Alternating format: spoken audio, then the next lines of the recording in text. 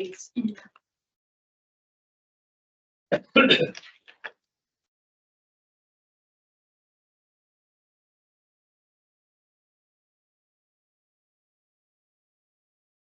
We're now live. Good morning, members, officers, members of the public. Thank you for attending this scrutiny committee. The meeting is being conducted on a hybrid basis in accordance with the Local Government and Elections Wales Act 2021, which will operate alongside Council standing orders. The Council standing orders and code of conduct will apply at all times, and members should conduct themselves accordingly. I remind members that this meeting is being live streamed to the public. Please, can those attending online, switch off your cameras and mute your microphones when you're not speaking to ensure there's no unnecessary background noise. I also remind members to use the chat function to indicate to me when they wish to speak on a particular item. Please do not speak until I advise you to do so. A recorded version of this meeting will be uploaded for public viewing as soon as possible after the meeting. Welsh translation of the proceedings can be provided upon request. The images and sound recording can also be used for training purposes in the council. We have any apologies, please. One apology from Councillor Bright, Chair. Do we have any declaration of interest, please? No, thank you. Minutes of the previous meeting, pages 3 to 6, sorry. And any amendments? Any matters arising? No. Thank you. Can we accept them? Would somebody please? Thank you, Councillor Evans. Councillor Cox, thank you very much. Moving on to item 4, strategic asset rationalisation plan 2023 to 28. And could I just congratulate the officers on this particular report. It's been very easy to read. Actually, section that very easy to understand. Thank you very much. And we've been asked to consider how effective this report will be in providing a framework reflecting current needs and corporate plan priorities. Secondly, to determine whether the committee wishes to make any comments or recommendations to the cabinet. Officer. Please. If I could introduce a colleague from North, Sarah Davis, who supports us from the estate management side, and also Dan Cook. And Dan is going to, we're going to do this via some slides, if that's okay, to walk you through it, and we'll talk a little bit about the estate, which isn't covered in the report, not in too much detail because this is about the policy, but we'll do a PowerPoint there. Thanks for that compliment. So what actually I feel like is this is a little bit unformed. We are coming to scrutiny for comments before the policy is kind of fully fleshed out. So it's really helpful to know that you feel that that's constructed well at this point. Obviously, we had a previous SAMP. It's time to review that in the light of the corporate plan and also in the light of challenges and the way we use buildings now and the challenges we've got. It's a partnership piece with other officers. We have a strategic asset management group with officers across the council and includes our estate management through North. And this also dovetails into the climate change plan, so we'll touch on that as well. So that's done. Presentation. Great. Okay. So I guess, I mean, I won't read the plan verbatim, but the kind of the stuff that it covers is it's a really large and diverse portfolio of land and buildings. And Sarah will talk us a little bit about how large that is, probably larger than most of us think. We have an obligation to manage those resources effectively and efficiently, but also to meet the council's obligations and wider obligations like the long-term future and climate change and heritage issues and so on and so on. And we also need to think about kind of the corporate plan, what that wants us to do, and net zero and so on and so on. So the plan is the overarching document, the overarching statement of how we're going to run things, and how we see it is some policies will sit underneath that. and we're presenting today, is it 4? And there'll also be other policies like building decarbonisation, which will come to climate change and so on. So it'll have supporting pieces, and that's how it looks on the ground. This is about the statements today. Thanks, Tam. One question. You Yeah. say there will be other negatives coming on to climate change, but I thought, if you like to call it a scoping document, made it pretty clear. We're going to net zero for all our buildings as soon as possible. Yes, and there's a draft policy that will be put in place. We will make sure that happens, because until it becomes a policy decision, so you've got the overarching decision, which but we've got an actual policy to new builds. It will happen, but it will policy will enshrine in decision making now. So that's in draft at the moment. So we've got a series of overarching policies, but there will be a specific way, because obviously officers then will make decisions based on that policy. The specific one being Yeah. decarbonisation of buildings. So how that works on the ground, what that looks like, Yeah. or what the rules are, if you like, around that sort of thing. Yeah, sorry, the reason I came in because I chaired the building, our building the carbon climate change part. So I think there will be a specific. Sorry. Thanks. Thanks. I guess what I'm presenting is we're trying to make sure that we don't have policies that divert from one another. You know, there's one central message, and then there's detail below that about how officers work, and then how we see that working is the overarching plan, of course, would stay in place for those 4 years, but the individual policies may develop over that time as there's new legislation or new requirements or a new provider on the property side and so on. So, you know, those policies will be refreshed, but the overarching plan would stay the same, which is why we've separated them. We also, to mention, have a programme of work that we're not especially covering today, but it is relevant, around asset rationalisation. And this proposal will create the rules for how we rationalise our assets, how we determine what we should keep, what we should not keep, how we best manage those, whether we obviously ask communities or work with communities to manage buildings and so on. That is a time-bound programme, so that's something that's moving along at the moment, but is also relevant, obviously, to this plan. We've suggested a draft vision. We didn't have one before. We suggested a draft vision. Happy to take feedback on that. A sustainable and optimised estate that will deliver effective services to Newport's communities, inclusive, providing social value to residents, protecting for the future. I'm just going to highlight the word optimised, because one of the parts of the asset rationalisation programme is that may or may not mean shrinkage. So it might be that buildings that were used for a purpose, providing council business, that are no longer needed for that purpose, might be needed for another purpose, a social care purpose, for example. I'm thinking of the Eliminate agenda or housing purposes and so on. So it doesn't follow that the assets will shrink always, but there should be optimum use, optimum financing and so on. That word there rather than rationalised. So the policies we've attached for today, and we already have variants of these, but they don't fully streamline in the same way, are the corporate landlord policy. So we have that policy within Newport that we expect all council buildings to be dealt with as a corporate asset, and there are certain rules around that. And whoever, if you like, the tenant in that building, whichever council service, those buildings should be managed the same way, and they should all follow those corporate policies and procedures. And then between us, we need to kind of make sure that's adhered to through that officer group. We've made clearer our acquisitions policy. When should we be buying? What should the rules be around that? You know, whether we should repurpose existing properties and so on.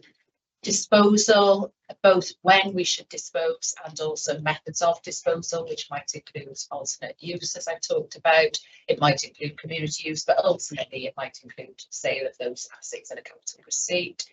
And again, issues around things like maintenance and future net zero requirements. And finally, community asset transfer policy. Again, we have one of these. It's quite dated, about setting the rules about if a community wishes to run one of our buildings, like a community organisation to run one of those buildings, what do they need? What are the rules? How do they apply? And so on. So they're the supported policies I'm putting out today. There may be others. There will be a decarbonisation policy that comes to climate change, but we would expect the SAP to be the overarching piece for any policy that comes through. Okay, I'm going to hand over to Sarah to just talk, what does the estate look like? Because I know we've been asked that before. Okay, so obviously we've got there that there's 1,500 assets. When I talk about assets in that point, it's not just buildings and land. So that's everything that sits on the council's fixed asset register. So there'll be things like vehicles, plant, equipment, etc. But obviously it does cover the built estate, including building and land assets. So on the council's fixed asset register, that gives a gross book value of 750 million, so just gives you an idea. In terms then of the property estate, we split that down into operational versus non-operational assets. So obviously operational assets being those where services are delivered from, and I'll come on to those a bit more later. Non-operational tends to be more our leased properties, the ones that North manage on your behalf, and sort of income generating properties. We've got around 140 operational assets, mainly buildings within those, and 194 non-operational assets. Obviously, alongside those sits a number of land assets, our open space, parks, allotments, just to name a few. So the operational assets, we split that down into the non-education estate. We've got around 64 buildings included in there, obviously delivering services such as community facilities, libraries and social care. There are 71 education buildings, obviously covering all schools, primary, secondary, things like pupil referral units and flying start settings are included in that. And then finally, obviously, we've got the 5 assets that provide our leisure services delivered by Newport. So the non-operational estate, generally income generating properties, and a lot of the discussion obviously that we have in asset rationalisation obviously includes a lot of these assets. It includes what we refer to as the commercial and industrial estate, and we've done a lot of work on that with regards to asset rationalisation. A range of asset uses such as offices, retail, industrial, leisure. We've got ground leases in there, and also the council holds some agricultural holdings as well, land. These are all mainly let to third parties. Obviously, the council acts as landlord, and then there's varying lease terms, and obviously generates a rental income to the council. And just wanted to add that at the end, obviously, the estate is quite challenging. It's an ageing estate, especially the operating assets. And obviously, as we go through this process, like Tracy referred to with asset rationalisation, there's lots of competing priorities, obviously with climate change, ageing estate, backlog maintenance, etc. That kind of just gives you an overview without holding it. The only other thing I'd add that we haven't really covered is we talk a lot about climate change being a challenge, and it is, but it does also sometimes provide us with additional funding for specific ways of working that would improve buildings around net zero that probably wouldn't have the opportunity to improve those buildings without that funding. So the climate change work also brings opportunity. Jason, if you doesn't ask the question, would you like to enlarge on where the possible funding opportunities are? I don't know. So climate change teams, Ross Cunliffe's team, have been incredibly effective at getting involved in climate change grants. I think Newport's had a significant portion of the All Wales grant for that. It's in millions, and it's helped us do quite a lot of stuff, particularly in schools. So there's boiler replacements, you sort of heat pumps, solar cooling roofs, etc. Thank you. That's it. Councillor Evans? Yeah, thanks, Chair. Yeah, it's clear and concise, and you've got a list of policies, which is fine. But what happened to the previous one? That came to us 6 years ago. We haven't had an update since. So, what's happened in the last 6 years? Is this a question you did pre-notice of? I can have a go at answering No, it. don't, if you need time and you need to come back, Please do, but you know, if you can answer the question. Okay, thanks. So one thing I would say is there is an interesting question about that, but what happens with this? Also, because we're not on the Scrutiny schedule at all, are we? So there's a second bit to that that says, and should be reporting back annually on this one. I would say previous stamp has dated somewhat, hasn't aged well. I mean, obviously we had a pandemic, the change of these built-ins in the interim. I couldn't give you a off the cuff update on it, but we could probably provide Scrutiny with the report on what's happened in that time scale. And actually, in putting this report forward in its final form to Cabinet, there's some merit in commenting on what's happened since the last one. I think that is important. It's just, when I look back at the link, the last report we received was in June 2018. Talking about, you know, a lot of assets, a lot of money. I agree. You know, I mean, the Cabinet would like to elaborate on what she's been doing on it. Might be quite useful. Okay, now I think you can chart a way forward. We need to have an actual report on what's happening with these issues.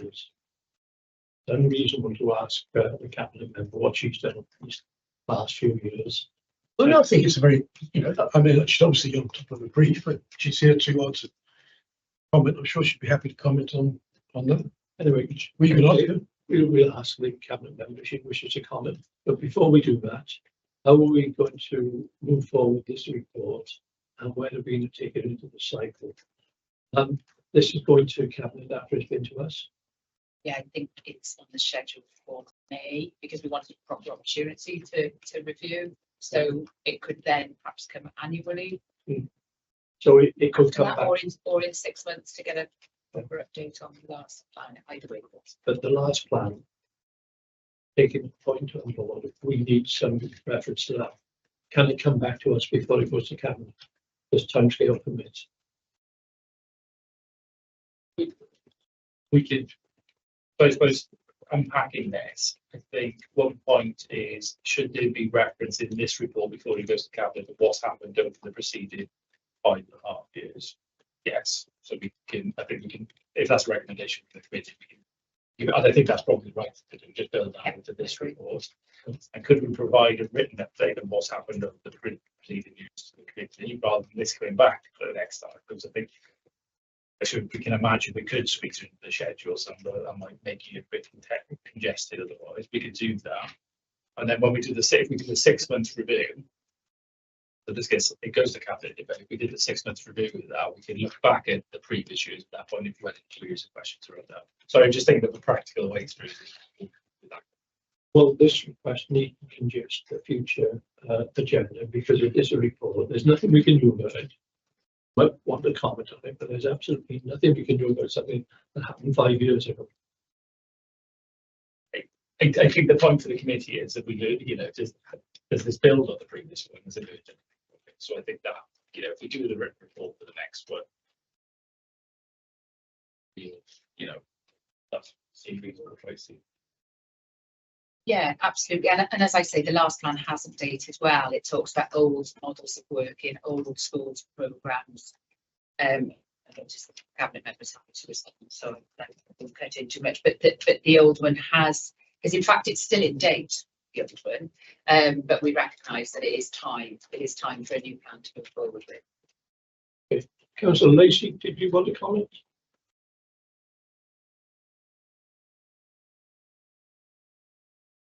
Yeah, sorry, can you hear me? Yes. Yeah, thanks, Councillor Evans. I think I'm happy to respond on what I've been doing. Obviously, I've been Assets Cabinet member for just under 2 years now. So, you know, it's not a long period of time in terms of 2018 to 2014, 2024 as the current gap has been. But the asset rationalisation programme is continuously on my monthly briefings. You know, we have that discussion. I think it needs to be understood that even though the policy looks good and it's easily readable, it's a really complex piece of work. And, you know, indulge me slightly, that it has taken me a little while to catch up on things, you know, so we are progressing. We are continuously questioning. We're making sure that this is fit for purpose now, because as Tracy just mentioned, 2018 to 2024, everything's different, isn't it? Post pandemic, we have to be careful with what we're doing. If you listen to Cabinet yesterday, you heard me mention that, our estate's maintenance budget is at 100 million, which is extensive, bearing in mind that it's, we're looking at a total of 750 million anyway. So, it's a complicated process. We are pushing forward. I absolutely take your question that what's happened between 2018 and 2024. But what I've been doing is looking forward rather than looking back. And maybe you are right. Yeah, let's pick up that 2018 report and see where we are at my next briefing. But as I said, the complexity of this and the work that we're doing continuously with North on a monthly basis, we're hoping to push this forward now, so it is fit for purpose, fit for current use. So as I said, I take your point though, and I think we'll have a little look at that 2018 report as well. Thanks. Thank you, Councillor Lacey. Can I thank you for that, Councillor Lacey? And it also might be worth looking back to see what recommendations we made, see how many of those have been implemented over that period. Yeah, that's right. Oops. So I was just going to, if I, having looked at the other one, did find there was slightly better format. Because I think we need to look at priorities and timescales. Where are we going? It's a lot of money we're looking at backlog. And perhaps we need to have some sort of targets of where we're going to be in 2 years' time. Yeah, I think that you've accepted that already, that this is an overarching report, and that there will be policies. Yeah, one of the reasons for that is because it's dated so badly. Actually, it would have dated quite quickly after it was published. It's helpful in its detail. It looks better, but we would put a nice visual wrap on this later. There is something about setting the principles about the way we would work for the kind of 4 years, and then each year having a programme of what we're doing within that year, or perhaps a 2 year programme. Some of that is enshrined in service plans and other places. That wouldn't be that difficult to do, but we were very definitely trying to set that clear overarching message in this. Yeah. Okay, thank you. Anyone else? To be clear, the policy is going to come back to scrutiny. Sorry, I'm just trying to clarify. Not necessarily come back to us. Well, not to us, but it'll come back to a scrutiny committee on an annual basis. Is that what we're saying? I think that's your recommendation, which sounds reasonable given the other things you monitor annually. That does sound reasonable, but I think that was your recommendation. Well, yeah. Certainly, I think that's good. We'll pick that up in summaries. Thank you, Councillor Cox. Can we look at this overarching document? Anyone got any issues with it? Yeah. You don't have to have any issues with it. I'm not trying to prompt you to find something wrong with it. But we're content with this. Yes.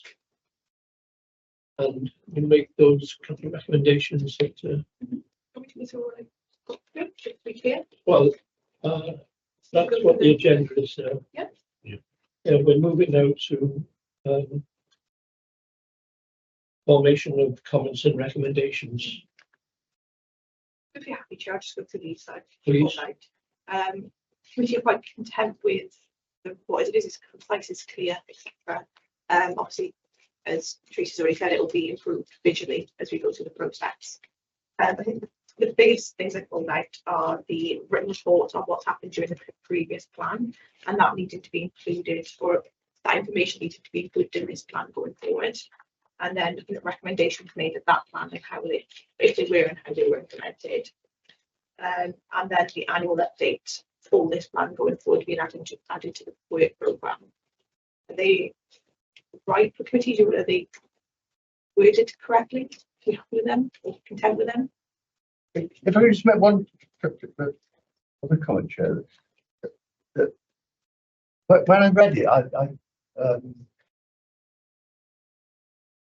what came over loud and clear is obviously there are various technical issues and various various procedures that have to be done in a particular way, and that clearly there are a whole series of other policies which feed into this, link into it, which is tied into it.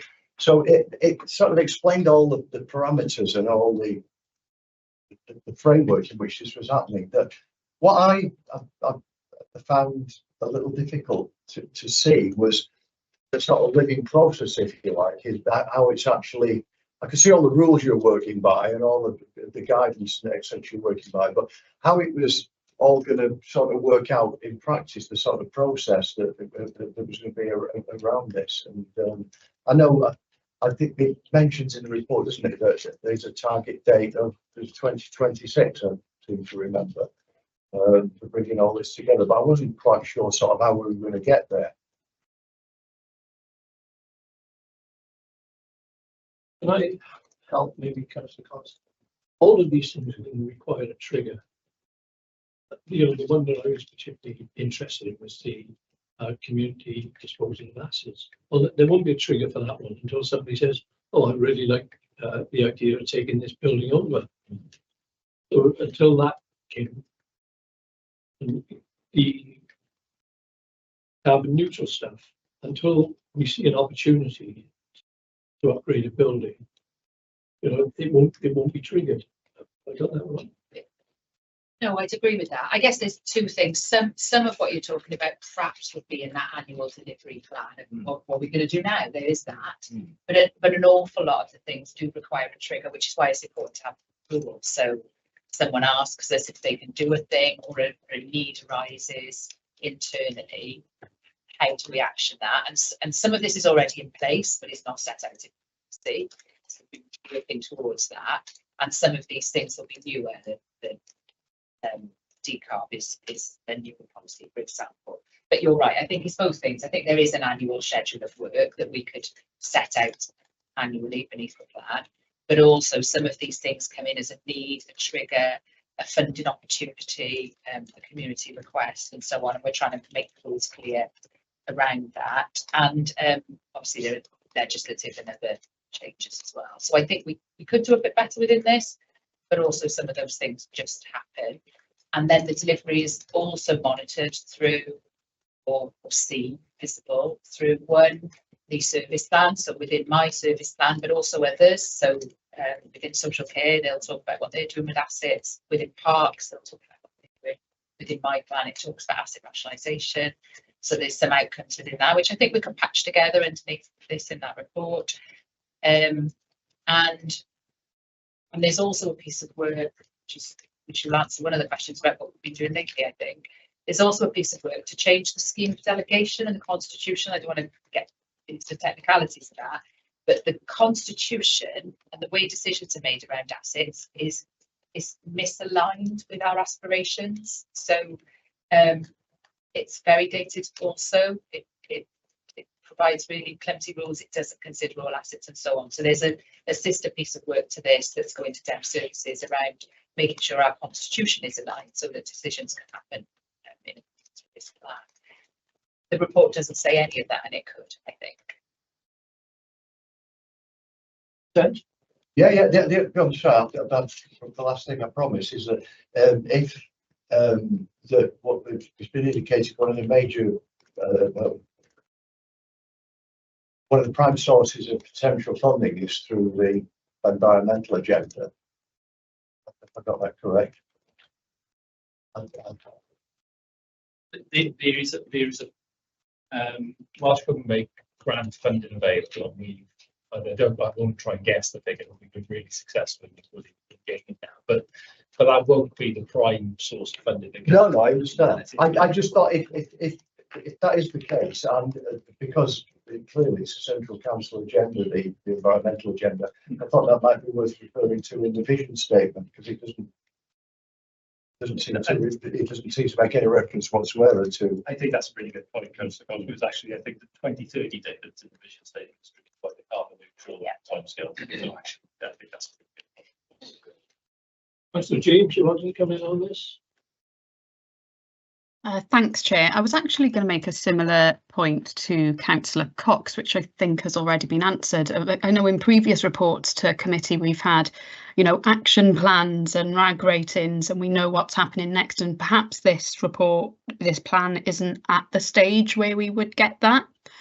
But perhaps that's something to bear in mind for future reports. But also, again, wanted to praise how the plan was set out. You know, I think it's easy to read.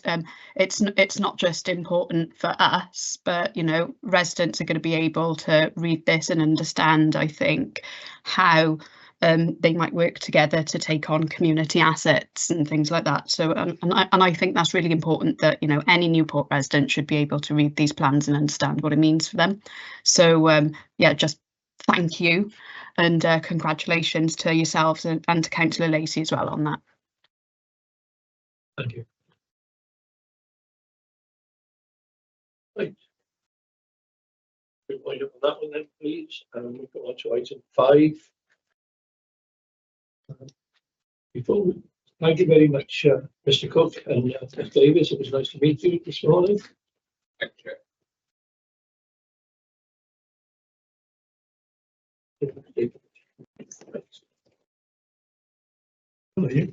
On this one as well.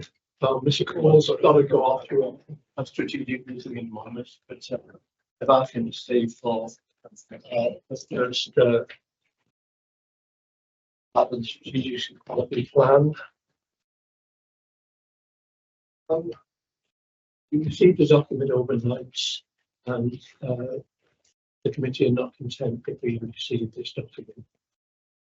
Comments, please.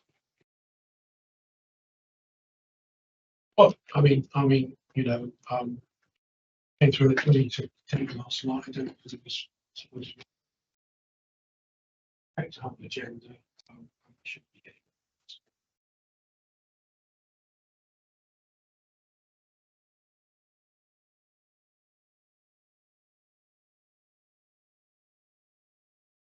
I can see.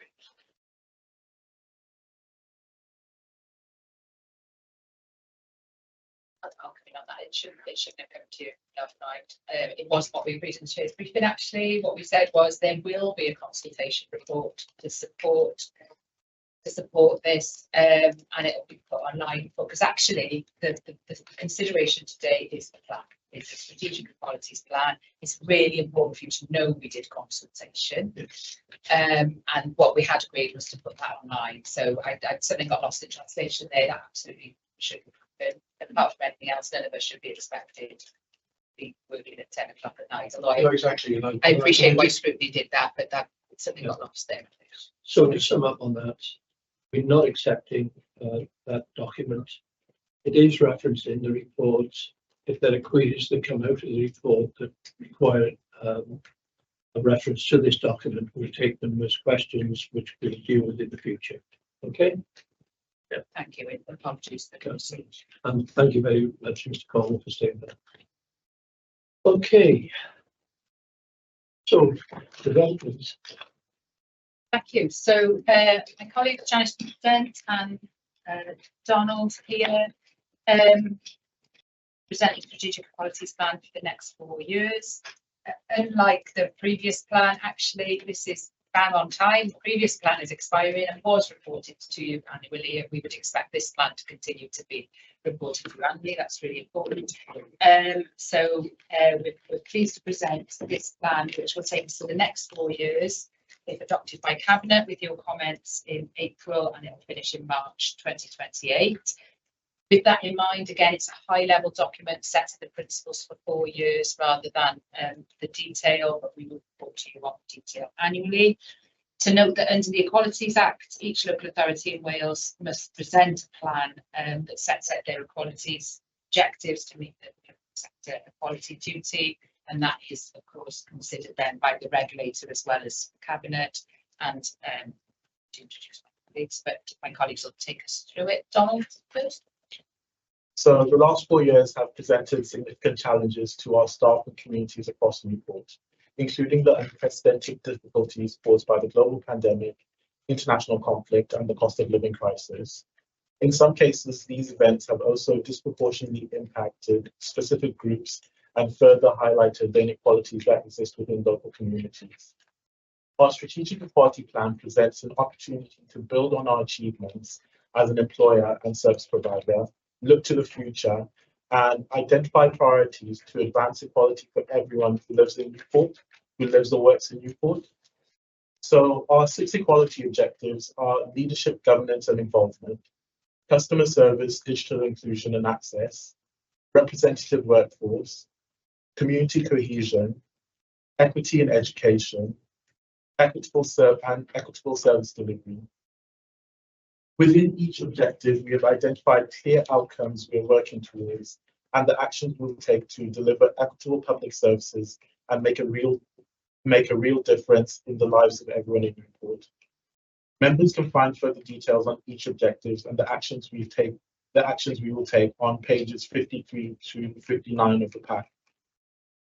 So our equality objectives build on the work delivered in previous strategic equality plans and were developed following a program of consultation and engagement, including online surveys aimed at the general public and more targeted focus groups with relevant equality stakeholder groups, such as our staff equality networks and Newport's Youth Council.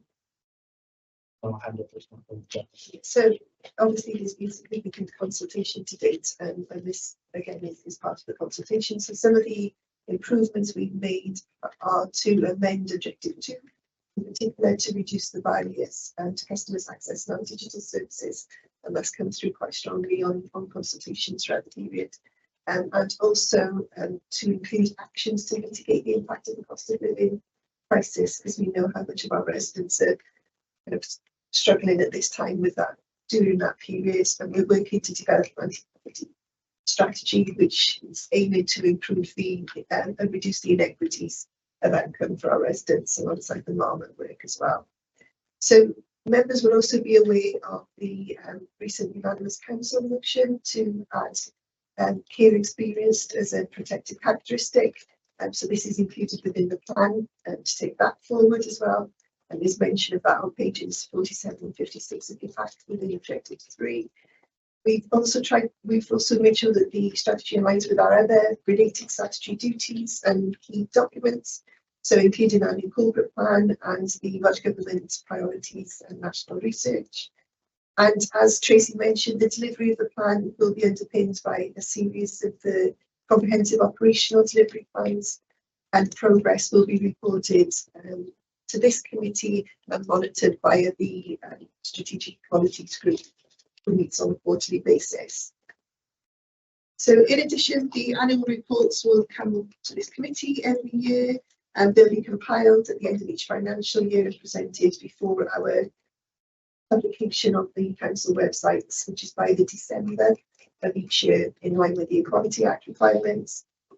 So yeah, just hopefully just open this up for any questions, and to agree for the plan to be kind of presented to Cabinet and Council and to be published by April in line with our requirements under the Act. Councillor James, can you hear us all right now? Yes, I can hear you okay now. Okay. Okay, fine. Okay, then questions, please. Yeah, please. Councillor James. Thank you, Chair. So what I will say is that there are some really strong things about this report. I particularly liked the focus on addressing poverty in education. In fact, I quite liked the entire education section. However, with an eye on accessibility, I was wondering if you could tell me who the intended audience was for this report, because it does read like a very high level members and officers sort of report, and I'm just wondering if the average Newport resident would be able to read that and you know, find it easy to read, digest and understand, and know from that what the council is actually doing. I'd like to take that, please. So with the report, we considered how we will share with our residents to make it accessible.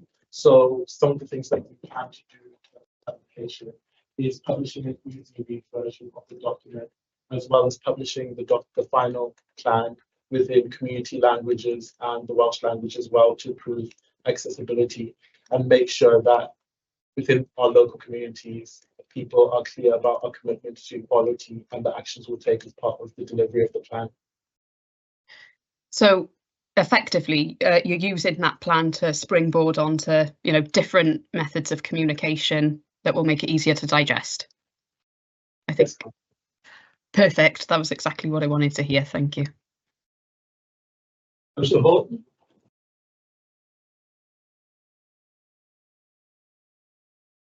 Yeah, just a question. As such a large portion of the population is under the age of 16, are we going to be producing a document which aimed at the youngsters so that they can get an idea of what's going on? I'm just thinking about how we can introduce an understanding to the younger population as the sort of the activities that we undertake as a council. I think they would find a document like this quite interesting because it is about inclusion.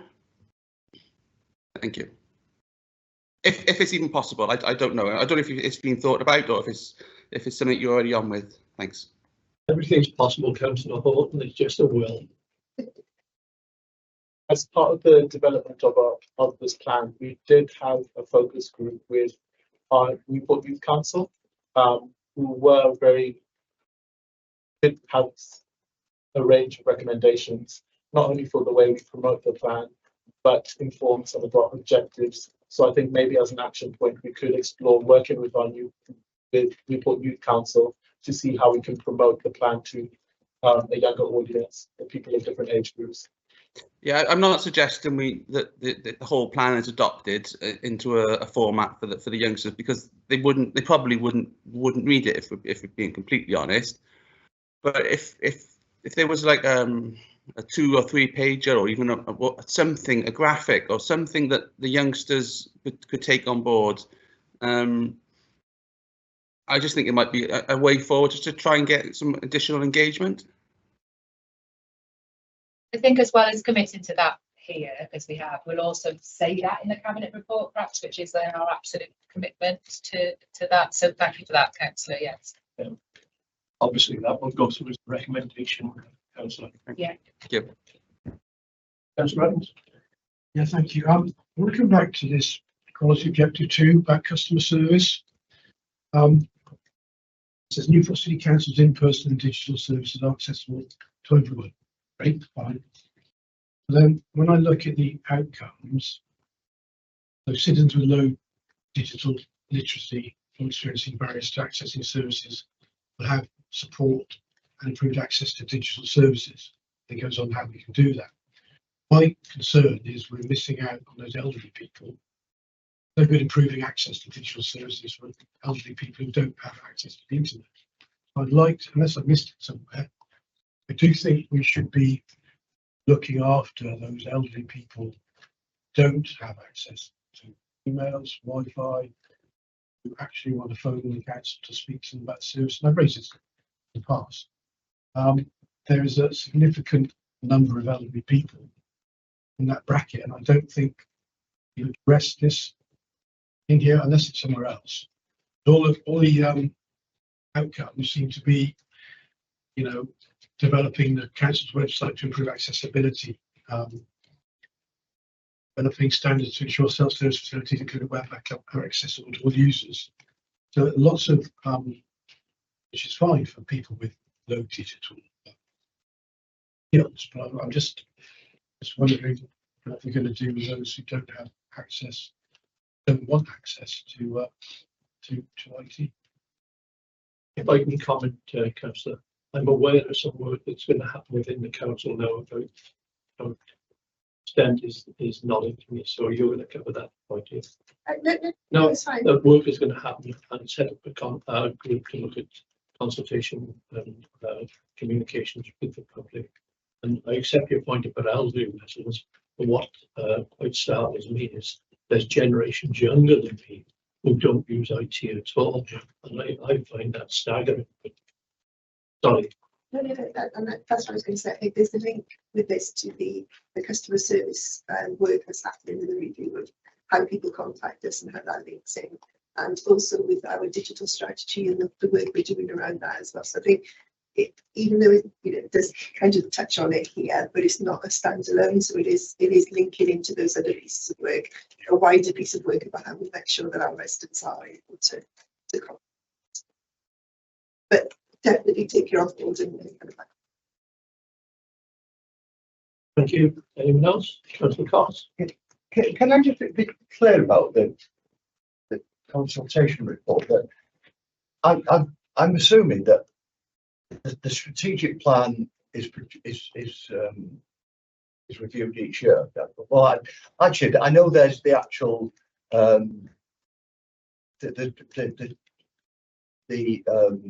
annual report actually reports on the progress in addressing the issues in the strategic plan. Yes, but then the bit that I think perhaps I just want some little clarification on is so I can see how the annual report works, and obviously that was I thought that was a very encouraging document actually, but when that came out about 2 or 3 months ago, I think, wasn't it? Yeah.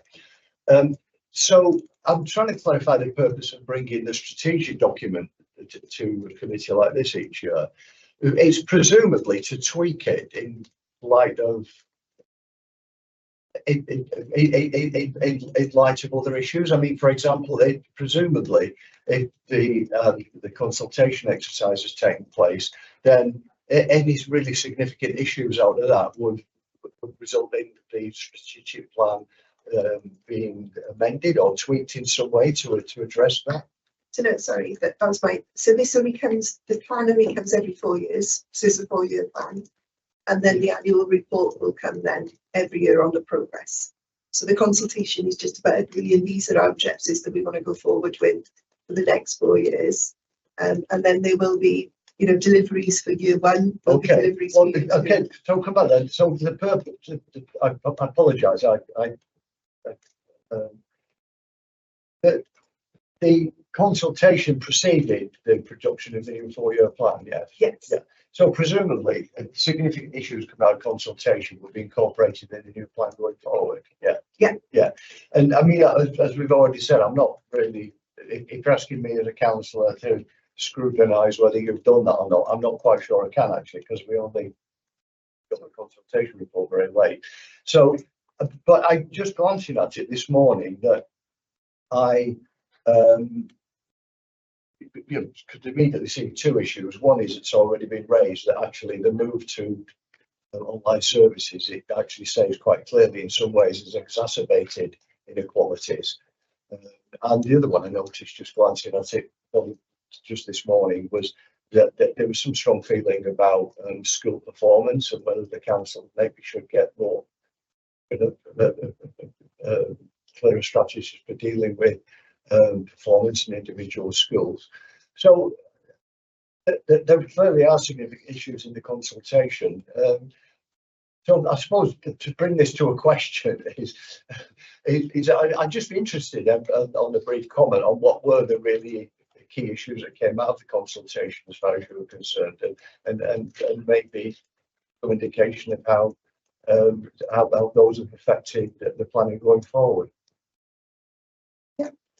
So with the consultation report, so as mentioned by Janice, we amended equality objective to include actions to reduce barriers to digital services. Right. So one of the things that came up when we consulted on objective 2, the draft objective was consultation. Equality objective we consulted on was customer service and access. So based on consultation feedback, we amended to customer services, digital inclusion and access. Okay. And then in terms of education, when we're developing the actions under each outcome, we consider the attainment gaps for vulnerable learners and potentially marginalized groups. And within our consultation, another thing that came up is members of the public who participated in our consultation felt that we should have a stronger focus on disability.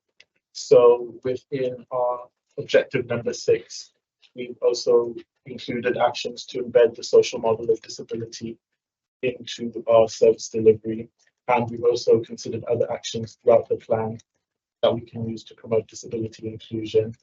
And we will be working throughout the delivery of the plan to consider forthcoming Welsh Government guidance, because the Welsh Government will be developing a disability action plan for Wales.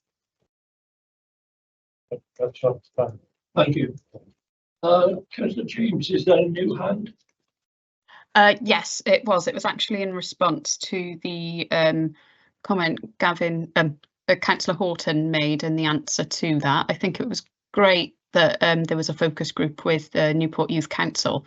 However, in my experience, politically minded people are not necessarily representative of the entire group. You know, they're more attentive and perhaps more driven. And I'm just wondering, you know, do we know what the makeup of that group is in terms of poverty experience, care experience, LGBT, the other sort of makeups of that? And has there been, or could there be in future, any sort of direct consultation or focus groups within schools? Because I know Newport High, for example, has a pupil voice thing that they do, and you know, they actually make sure that they've got, you know, children who struggle in school, children who don't, you know, they have a good mix in those sessions. So I'm just wondering if that's something that can be followed up either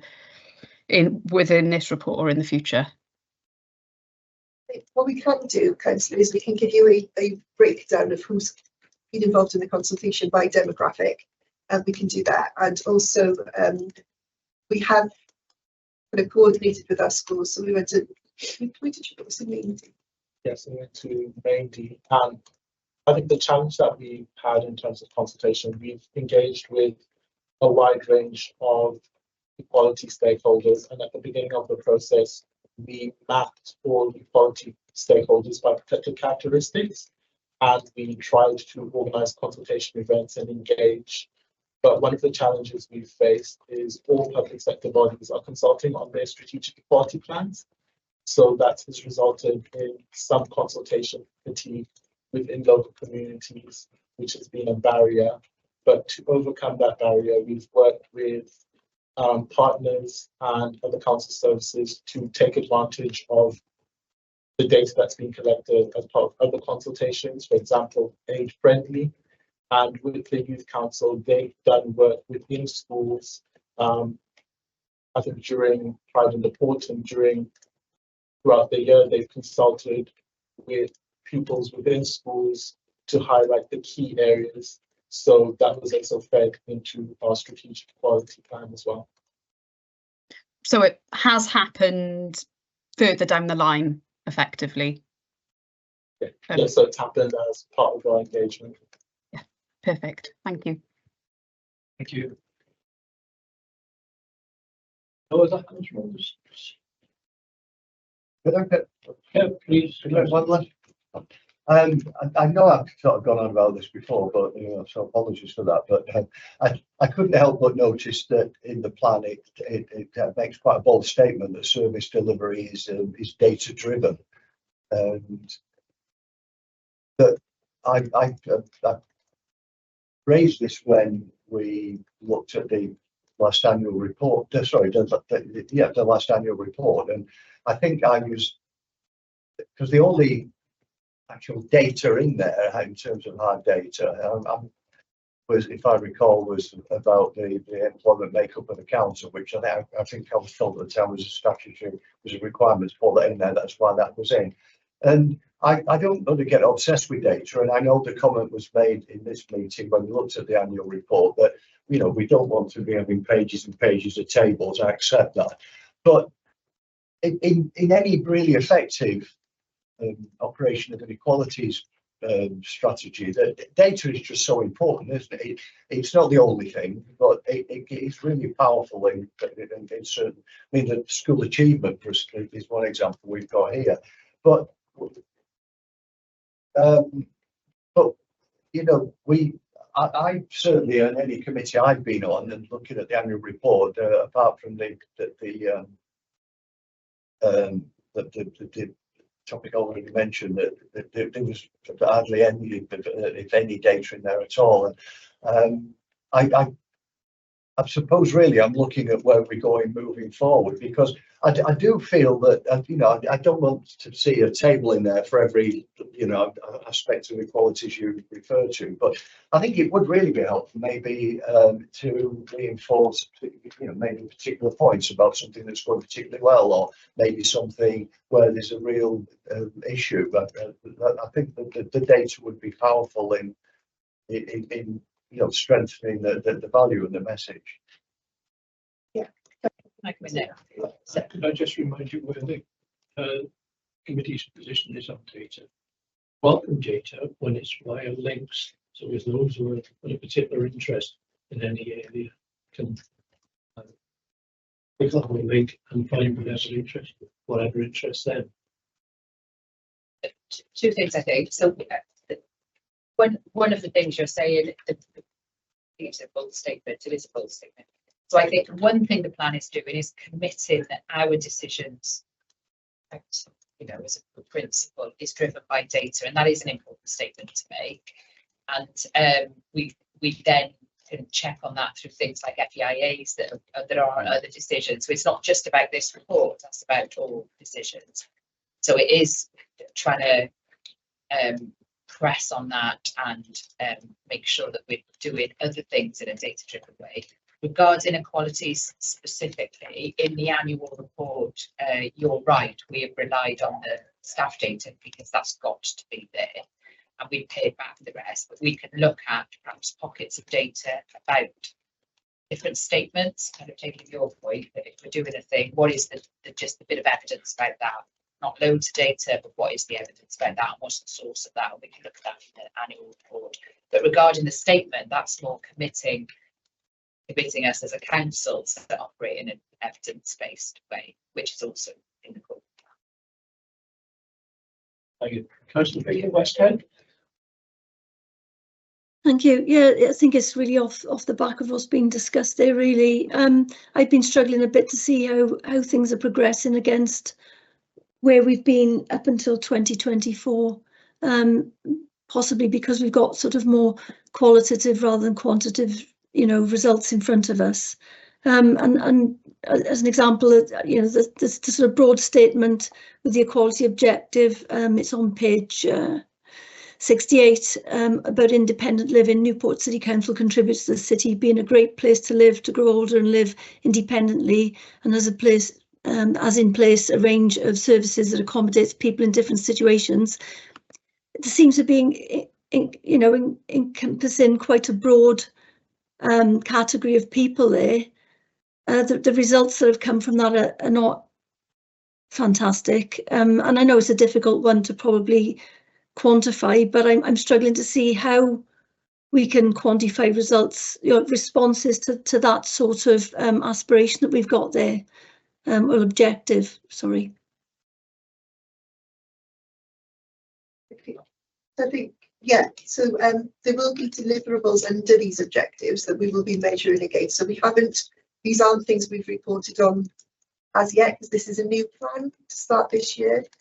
So those will be coming forward as a measure in the annual reports that come back to committee. So this is kind of our new objectives, a new plan starting in April this year. Oh, sorry. And just to reassure the committee, the annual report also comes to this committee, but that isn't what this is. So this is setting those overarching statements for the coming 4 years. Sam, can I just ask you when the annual report is coming to this committee? Penciled in for September. Okay, so the last results of the old plan will come through in September, and perhaps we can do an initial commentary on this plan, and then annually you would see a plan. Annually, you would see a report on this strategy. This strategy only comes every 4 years. That's the statutory requirement. Okay, so thank you for clarifying that. Sorry, and I cut it then. And we don't put too much detail in, a bit like the conversation about the SAM, because the detail does change, the stats change, so we pick those up in the annual report. Okay, that does help a lot. I think it'll be useful to see the results of the previous plan when we get to September then in that case, because it'll put this into a better perspective to, you know, to set it against the results of that previous set of years. Thank you. Taking that point on it, are we going to be able to reference back to the previous 5 years? When we look at September, That's a good point. Rather than it being a 1 year, should it be a bit of a wrapper? yeah. Well, I think that's what Councillor Baker White said is asking for. Yeah. Please forgive me if I got that one wrong. That makes sense. Yeah, that would be fine. Yeah, sorry, that is what I was asking, so we can get a clear image of where we've, you know, where we've been, how far we've gone in the last section of years leading up to the commencement of this new plan. It would be useful to see that. So we've got like a sort of a benchmark then. So by the time we get to the end of this current period, when we get to 2028, we'll be able to maybe contrast the two groups of years as well to see how we're achieving against our goals that are set. Objectives. Okay, thank you. Yeah, so just question. We talked about this for years about barriers to accessing sport and leisure position and working with Newport Live. You know, it's a great aim and objective. I'm just surprised that we still look at barriers. And can you elaborate on what these barriers are? And you say you're going to be working on Newport to provide accessible opportunities for people to engage in sports, leisure, and culture. That's been an objective for since I can remember. So I'm just wondering why are there still barriers? Just elaborate on. Yeah, and that's something that changes as well, isn't it? So sometimes you fix one barrier, if that makes any sense, and actually what it does is cause or exasperate a barrier for somebody else. So it's almost like a continuous kind of cycle rather than we're always looking at what's the next step, how can we do more? So, you know, one of the things, particularly with the new leisure centre as an example, how can we make sure right from the beginning that that's built in the way that it needs to be? There might be more challenges coming up that we didn't foresee. So one of the barriers that we're working on at the minute is around swimming lessons in Welsh, as an example, or swimming lessons for Muslim women who kind of need that privacy and separate thing. So yeah, it's just about that continuous, just making sure that we are kind of keeping up to date with anything that might be causing parts of our communities. That will be the delivery plan. So what have we done? So the in-sport award is one of them. So goals they're going for this year, isn't it? I think it's also important to highlight that within the development of our plan, we've tried to align the actions in our plan with Welsh Government strategies and plans. And the Welsh Government, as members are aware, recently published the Anti-Racism Action Plan for Wales and the LGBT+ Action Plan for Wales, and are working on the Disability Action Plan for Wales. And as part of the development of those plans, the Welsh Government has highlighted that people from Black, Asian and minority ethnic backgrounds, people from LGBT+ backgrounds, and people with disabilities have barriers to accessing sports, culture and leisure. So we wanted to reflect that within our plan, so we contribute to Welsh Government's national goals as well. It's an interesting dilemma about temperate.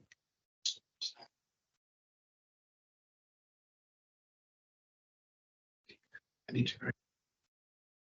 Is there a slight anomaly there?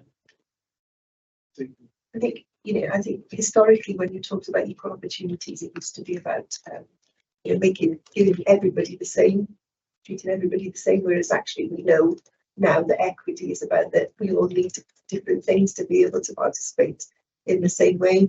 So, you know, if we swapped that to somebody using a wheelchair user as an example, they wouldn't be able to access the leisure centre if there wasn't any additional kind of support put in place. And I think that's the same with some of the other kind of groups and protected characteristics that we're working with. So yeah, I'm not shocked when I open doors, like it. Just make it through the door and say, "Oh, my husband tells me I won't." It still happens. And yes.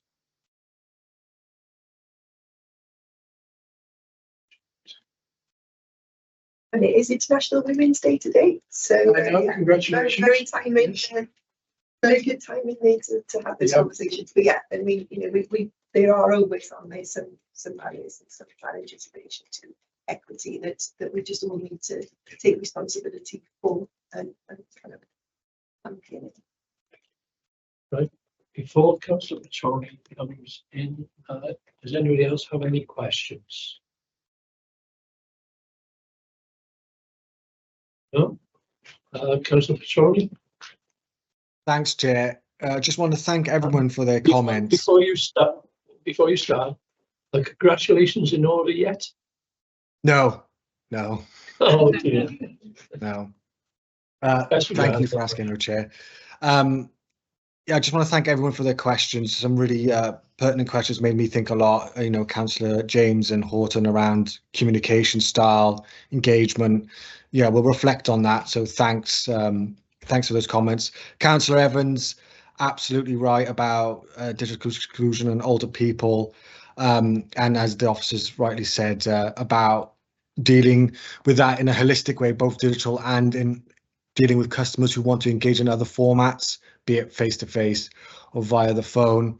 So, but it's a very good point and well made. And Councillor Cox and Baker Westhead on data. Yeah, the aspiration is bold going forward, but we're all keen to just make it data-driven and evidence-based. So we can hold ourselves to account, you can hold us to account, and be challenged on evidence as opposed to opinion. That's but a big thing for me around being able to evidence what we say in a quantitative manner. And I think, you know, that is our strong aspiration going forward. And I hope that report reflects that. So moving forward, we can all be held accountable for our performance. And I just want to thank all the officers for their hard work delivering this and for answering all these questions. It's really appreciated. Thank you all. Thank you very much. Right, then if we can move to the formation of comments and recommendations, please. The things we were asked to consider, nobody said anything to the contrary.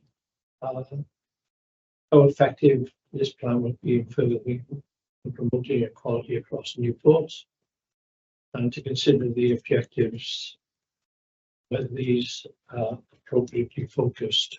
And again, nobody has said anything to the contrary of those. So can I take it that they're acceptable? Okay, thank you. And Samantha, if you would tell us what you picked up on this. Yeah, of course, Jay. So what I picked up is Councillor Horton's point, the recommendation of more promotion of the plan with the younger population, either as sort of short and more accessible report or a graphic or something more catered to that demographic. There's Councillor Cox's point about recommending using data to reinforce sort of successful challenges where it's meaningful in annual reports to show the data about these points. The recommendation that the final report, the previous plan, included a summary of work done within the plan period as a whole, not just the final year. And Councillor Evans' point about emphasising the importance of accessibility for residents with low digital skills or don't choose to engage with council digitally. Is there anything I've missed or anything you want me to reword? And the elderly. And elderly, yeah.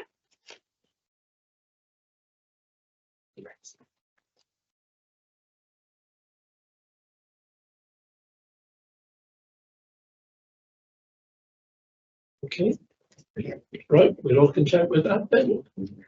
Yeah, I'm moving forward. We don't need to do the scrutiny officers report. No, you're more than welcome to stay. Thank you very much. We really appreciate the feedback. It's really useful to us. Thank you very much for your attendance this morning.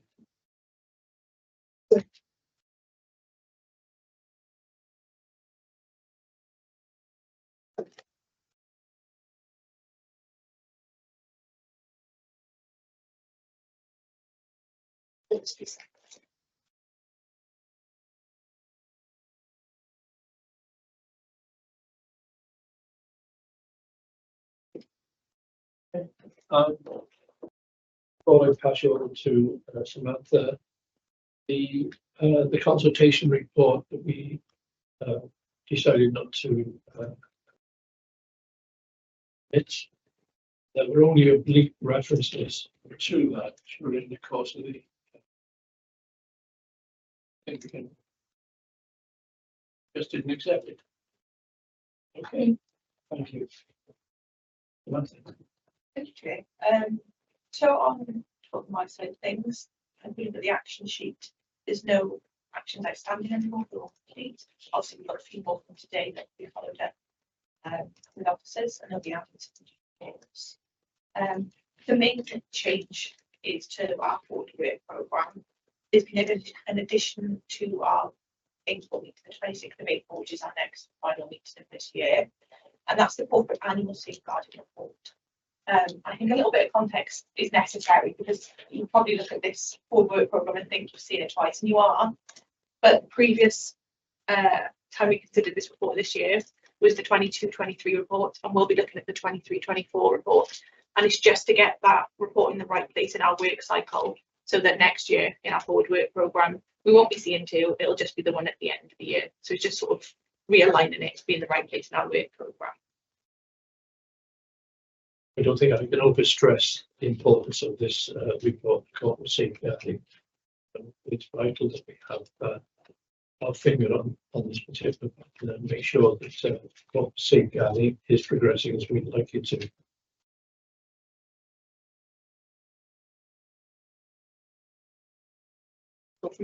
That's all.